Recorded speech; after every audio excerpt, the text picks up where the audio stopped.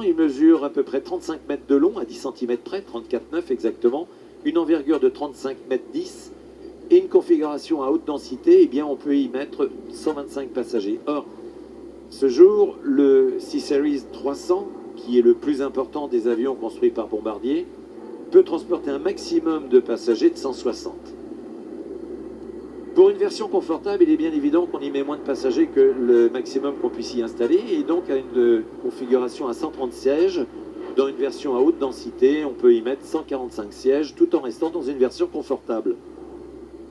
Alors si l'envergure du C-Series 300 est à l'identique du C-Series 100, la cellule elle est légèrement rallongée de 3,10 m pour un total de 38 mètres.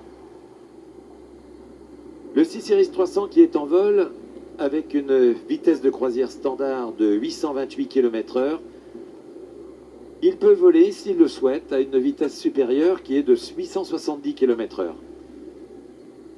Son rayon d'action, 4000 km.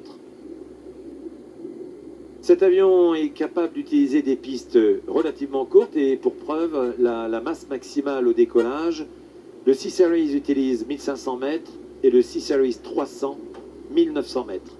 Quant à l'atterrissage, 1350 pour le C-Series 100, et guère plus pour le 300 puisque 1448 mètres suffisent. Le C-Series 300 il est propulsé par deux moteurs Pratt & Whitney double flux, extrêmement silencieux. Je vous laisse volontairement l'écouter. Il s'agit du Pratt & Whitney 1500G, le PW 1500G, et ce moteur de nouvelle génération particulièrement performant, dite Pure Power, utilise une architecture mécanique différente ainsi qu'un compresseur basse pression beaucoup plus respectueux de l'environnement, et cela c'est aussi bien pour les émissions de gaz que pour les émissions sonores. La partie la plus complexe de l'avion et la plus sollicitée, c'est l'aile. Elle est construite en composite de fibres de carbone, c'est en Irlande, à Belfast. À l'intérieur de ces ailes, on y loge les commandes de vol, d'ailerons, de volets et de bec. Et puis, la signature de Bombardier, les winglets, vous savez, ces petits ressauts d'ailes qui en bout d'aile remontent.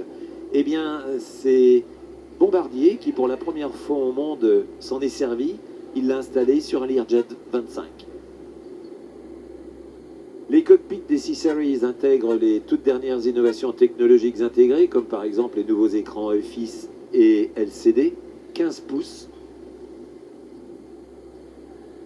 On note à ce jour que Bombardier enregistre plus de 600 commandes, dont 243 fermes.